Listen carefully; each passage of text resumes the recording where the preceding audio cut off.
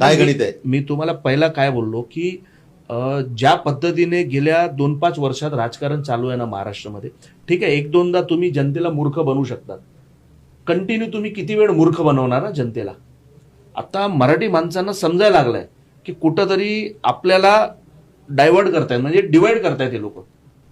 आणि मी खरं सांगू ना, मी काल पण एक व्हिडिओमध्ये बोललोय की काल पण तुमच्या व्हिडिओ खूप चर्चेत होता. मी गुजराती आहे, माझे मित्र बसतात आम्ही, तेव्हा मला सांगतात ते, अरे महेंद्र तू काय करतोयस? बघ ना, आपण किती ताकदीने सगळे गुजराती माणसं असू द्या, उत्तर भारतीय असू द्या, बीजेपीच्या पाठीमागे ठामपणे उभे आहेत. मराठी माणूस बीजेपीमध्ये पण जातो, मराठी माणूस राष्ट्रवादी पण जाणार, मराठी माणूस एकनाथ शिंदे बरोबर जाणार, मराठी माणूस तुमच्या बरोबर पण येणार, त्यांचे मतं डिवाइड होत आहेत. हे वातावरण सगळ्यांमध्ये चालू आहे. म्हणून भारतीय जनता पार्टीची हिंमत वाढलेली